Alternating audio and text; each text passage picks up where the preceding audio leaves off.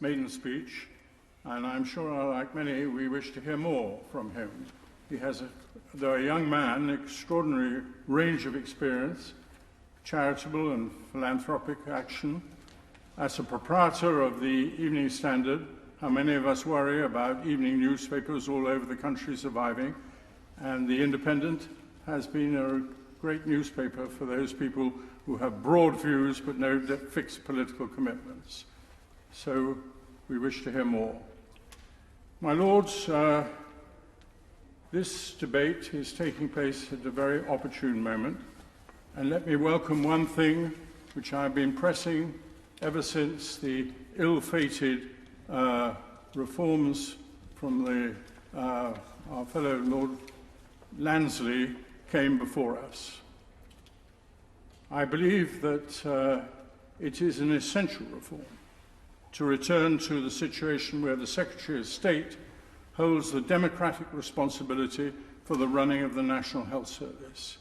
And I hope that when this power is restored, we shall see it a duty of the Secretary of State to promote in England a comprehensive health service designed to secure improvement in the physical and mental health of the people of England and in the prevention, diagnosis and treatment of illness, and for that purpose to provide or secure the effective provision of services in accordance with this Act.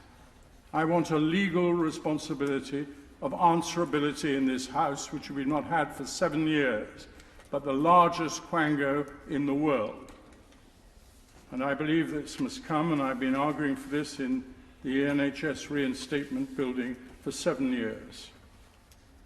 We need to understand, when we look at the COVID situation and the wonderful way in which the NHS and those who support the NHS responded in that crisis, to the unpreparedness from 20 years of structural vandalism for the NHS. Hospitals no longer serving geographical areas, the incoherence and fragmentation of an unrecognisable NHS. It has come about through 4 legislative acts, 2002, 2006, 2008, and above all, the ill-fated Health and Social Care Act of 2012. When we look at post-COVID, as we must, and for reasons that have already been advanced, I must say I don't have the massive criticism that seems to pour out day after day for what has happened. I think there have been many great achievements. But let us be clear about the problems and the predicted problems. In December 2016, the then Chief Medical Officer, Sally Davis, at an international conference that as a result of the Cygnus simulation exercise of influenza pandemic a couple of months earlier, made it clear that we could not cope with the excess bodies and face the threat of inadequate ventilation. This was the Chief Medical Officer of Health, revealing the situation that was facing us 4 years before it faced. Why was nothing done? Did she represent to the Secretary of State, then Jeremy Hunt? Did she take these issues up right through? What about the prevention of health itself, which has been neglected for years in this health service and constantly been unforgotten? It's also easy to spend on the headlines. We had enough headlines out of Sir Simon Stevens, but why was not more done to prepare?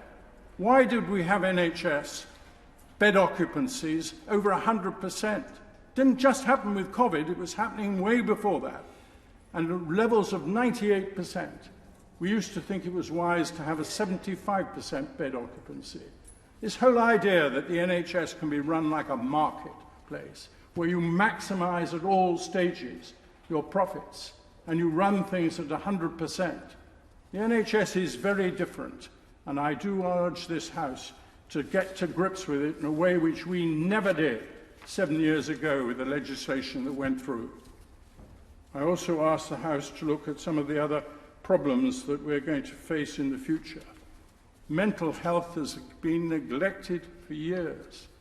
Look at the fall-off of psychiatric nurses, and yet speech after speech whether it's from ministers or from health administrators like Sir Simon Stevens, talk up new ideas, new initiatives, when staring us in the face of basic deficiencies of how our mental health service can be run and what it needs. And we will face this ever more than before now that COVID has hit us. And post-COVID illness is going to affect, in particular, the young.